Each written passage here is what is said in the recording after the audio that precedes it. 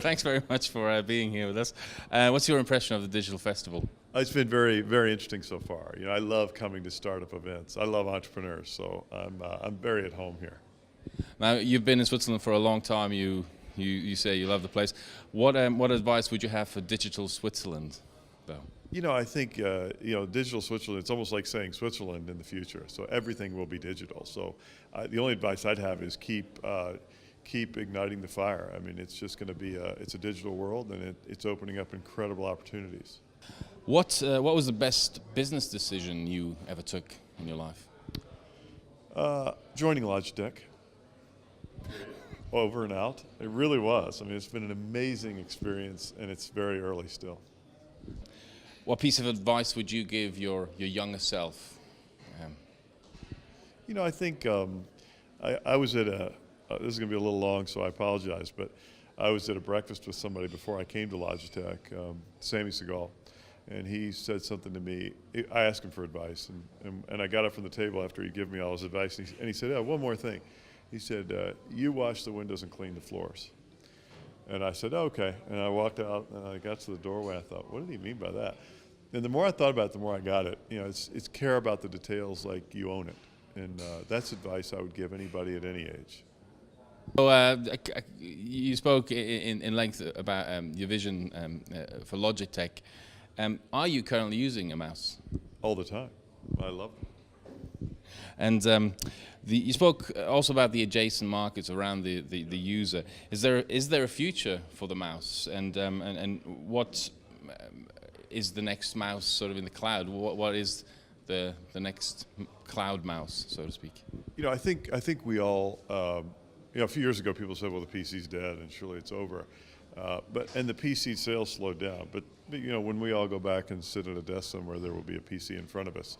And in the world of where there's a PC and there's a screen, to get distance, you need a way to manipulate it. Today, the mouse is still the best way to do that, to move around on it. As voice comes in, I think that will augment the experience with a mouse and a keyboard. And I think over time, you'll have more and more multimodality.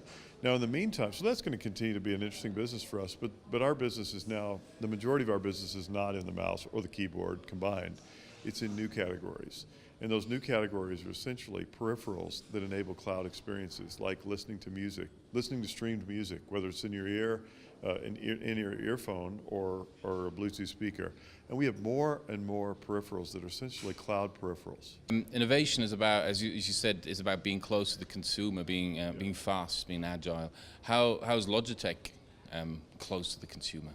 Well, first of all, everybody's a consumer, right? You are and I am. And we tend to be a consumer products company. So it's pretty easy to be close to the consumer if you work with your small team and you use your products yourselves and you're demanding of each other and you don't settle for something that's not good enough or not.